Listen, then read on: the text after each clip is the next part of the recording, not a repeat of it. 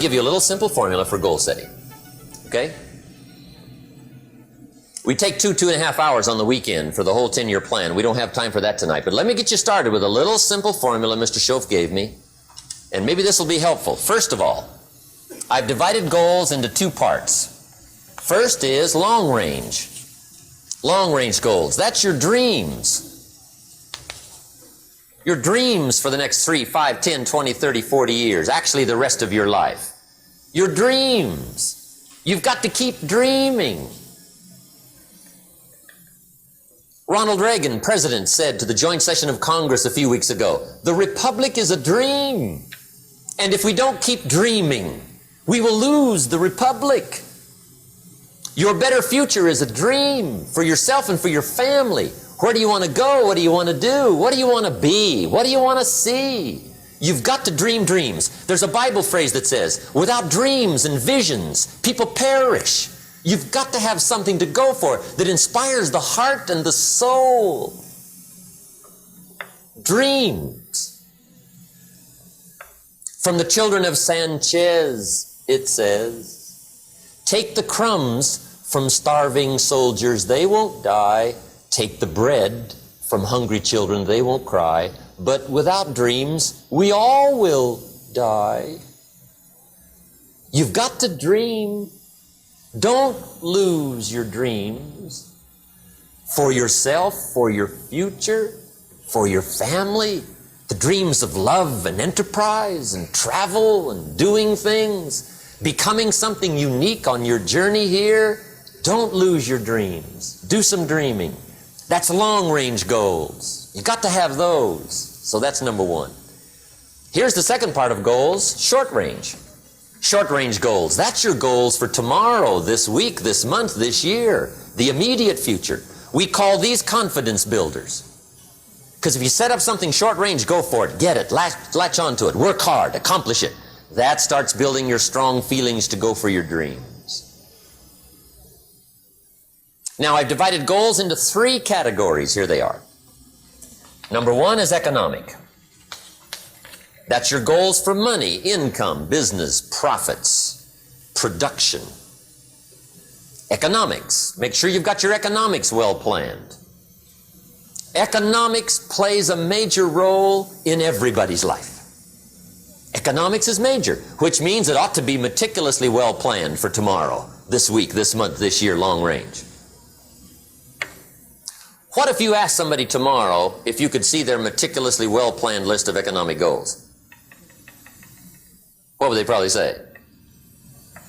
They say, you some kind of a nut? You must be weird. Hey, I found out what success is. Success is doing what the failures won't do. Make sure you've got your economics well planned. It'll put you in the top 5%. One of the key little subjects we talk about on the weekend is the 7 fundamentals for wealth and happiness. And that's one of them, well-planned economics. It's a fundamental if you want to do well. Join the top 5%. Anybody in this room can join the top 5%, if you will. Okay. Now here's the second category of goals, things. Make a list of the things you want. And on my list of things, now I put everything. Little things as well as major things. Doesn't matter how small it is, it goes on my list. I used to just put major things, cars, homes. I don't do that anymore. I now load my list with everything. Everything. And the reason is, part of the fun of having a list is checking it off. That's it. Boy, at the end of the day, if you can go, got it, got it, got it, got it, got it, got it, whatever it is, right? You get into the habit. So load up your list, the things you want. Now, when you check off something major,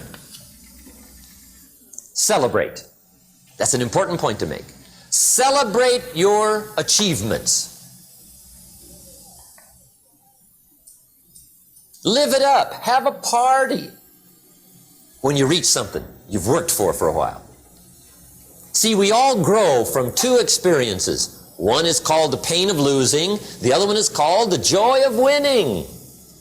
We need both of them. Amplify them as much as you can, which also means make losing painful If you set up something, fooled around, didn't get it, put it on yourself. On the other side, if you did get it, congratulate yourself. Self-congratulations is a sign of maturity. Seeking congratulations is a sign of immaturity. But hey, winning and losing, see, that's what it's all about. That's the name of the game.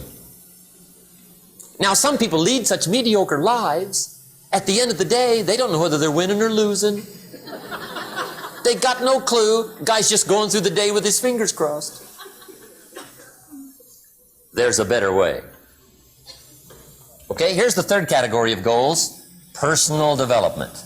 Put those goals together. Personal development goals. That's your goals to be stronger, more decisive, be a speaker, be a leader, learn a language, all kinds of skills. Okay, the whole weekend seminar was designed to improve all your skills so that you walk away more skillful. And that's what you want, the personal development skills. That's what attracts, that's what brings good things to your life, the person you become more skillful.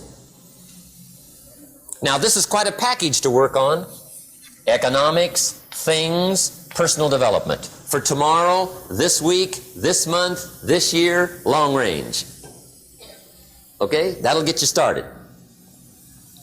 Now, here's the simple formula for setting goals. It goes like this. A, work on your goals. That's step one. Work on them. And I put the word work there deliberately. Setting goals is plain hard work. I don't want to kid you. We haven't come here tonight to kid each other. It's work. I know it's work. That's why a lot of people just let it slide. It's work. Many people work hard on their job, but they don't work hard on their future. They just let that slide. And the work involved is making plans. I know most people don't. I understand that. But don't let that be you. Guy says, well, yeah, you work where I work, but the time you struggle home, it's late. You got to eat a bite of supper, watch a little TV, get to bed. You can't sit up half the night. Plan, plan, plan.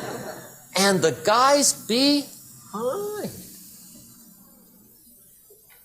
Good worker, hard worker, sincere. But you got to be better than sincere, working hard.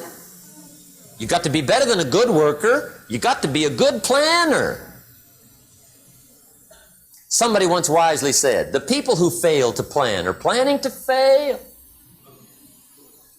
Well said. So work on your goals. Here's step 2. Write your goals down. That's so important. I teach my staff around the world, put your goals in your journal. Because one of the major people you want to study is yourself. So here's the list of goals I put together 3 weeks ago. Here's the list of goals I put together 2 years ago. Here's some of the changes I made, rearrangement of my priorities. I scratched these off, I put these on, I've gotten these. Study your accomplishments, study what your desires are. Put them on paper, write them down. Here's another reason for writing your goals down. It shows you're serious about doing better. And to do better, you gotta get serious.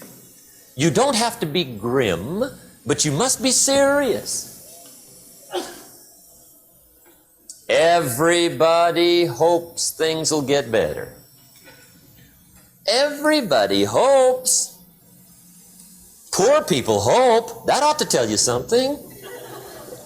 It means the future does not get better by hope. It gets better by plan. I used to have the affliction called passive hope. It's an affliction. It's bad. Probably what's even worse than that is happy hope. Now that is really bad. That's bad. Happy hope. The guy's 50 and he's broke and he's still smiling. See, that's not good. So get serious about your goals. Put them on paper. Write them down. There's all kinds. His goals, her goals, their goals. Business goals, financial independence goals, family goals. I mean, there's so many things to work on this, that if you don't get busy and work on it, sure enough, the time will pass. And sure enough, 5 years from now, you'll wind up where you don't want to be, wearing what you don't want to wear, driving what you don't want to drive, being what you don't want to be. Now's the time to fix it. Now here's the third step to your goals. Check the size of your goals and the kinds of goals. How big they are, what kind they are, affects you. And here's one of the important phrases of the evening. Your goals are affecting you, whatever they are. Your goals affect your handshake. Your goals affect your attitude, personality. Your goals affect the way you walk, the way you talk, the way you dress. All day long, we're being affected by our goals. Now, some people have goals, but they have such lousy goals. The effect is bad. I asked a guy one time, what are your goals for this month? The guy said, look, if I could just scrape up enough money to pay these lousy bills. That was his goal. I'm not saying it isn't a goal. It's a goal, but it's such a lousy goal, the effect is bad. You don't jump out of bed on Monday morning and say, oh boy, another chance to go out and scrape up the money to pay my lousy bills. See, you don't do that. Usually you say, oh, not another Monday.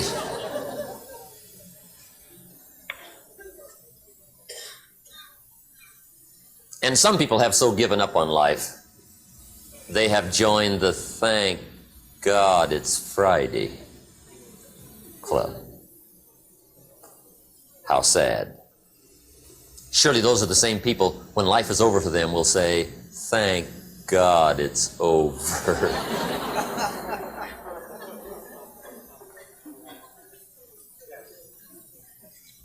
Let me give you a Bible philosophy that teaches how to get whatever you want.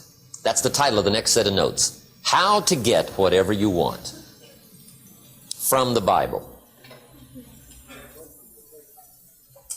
Now again, I'm an amateur when it comes to the Bible. I'm not a pro. But this I can quote, and I think that'll be sufficient. How to get whatever you want. Here's what it says if you're ready. It says, ask.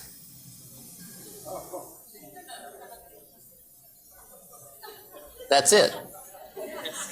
End of notes. Ask. If there's one art in life to learn extremely well, that's got to be one of them. The art of asking. What does ask mean? Ask means, what do you want? And the formula is staggering. It says ask and what? A guy ought to look into that.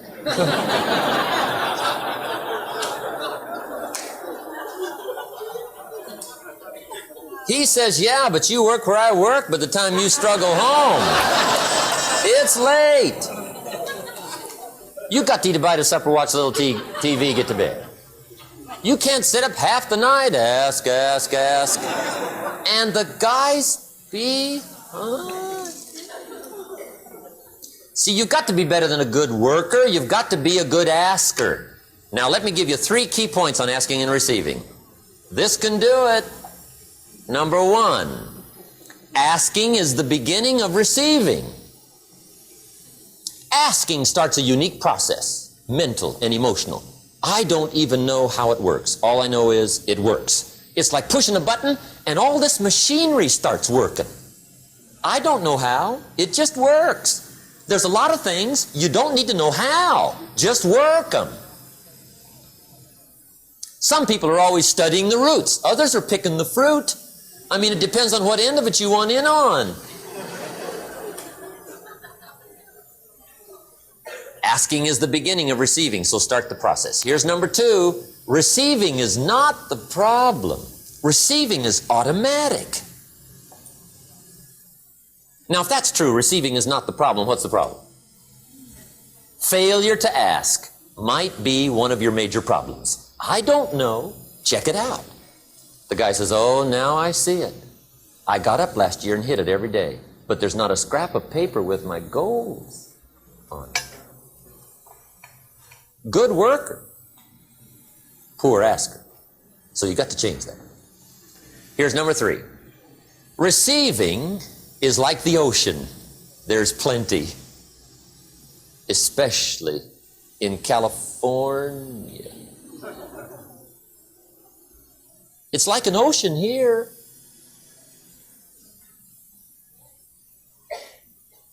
Success is not in short supply. It isn't rationed, and you stepped up to the window and it was all gone. No, no, no. It's like an ocean here. Now, if that's true, what's the problem? Well, some people go to the ocean with a teaspoon. Have you got the picture? See, what you want to do in view of the size of the ocean is trade your teaspoon for at least a bucket. And you'll look better down at the ocean. Kids won't make fun of you, right? Okay. Now, there's 2 ways to ask, and we'll wrap up goal setting. 2 ways. Here's number 1. Ask with intelligence. It didn't say ask intelligently, but I'm sure it meant that. Don't mumble. You don't get anything by mumbling. Be clear. Be specific. Intelligent asking means how wide, how high, how soon, when, what size, what color, how much. Define what you want and describe what you want. That's powerful. In the weekend seminar we teach, goals become like a magnet. They pull you that direction. And the better you describe them, the more they pull. So ask intelligently. Here's number 2. Ask with faith. That's the childish part of the equation. Believe you can get what you want like a child, not an adult. Adults are too skeptical. So the formula really reads, make plans like an adult and believe in them like a child. And the most incredible things will happen.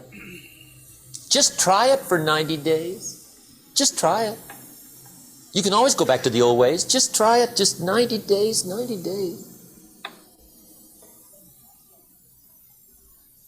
Now here's the last qualifying phrase on goal setting, as we promise to qualify everything. And it simply goes like this. Remember, you won't get everything you want. And we've already studied the reason for that. Simply, sometimes it hails on your crop and rains on your parade. It's that kind of planet. So you won't get everything you want, but if you will work this goal-setting formula, you can get plenty for wealth and happiness. Okay, that's goal setting. We use it around the world. We recommend it. Now, maybe it won't work as well for you as it has for me. I don't know. Maybe not. But what if it did? You got to try.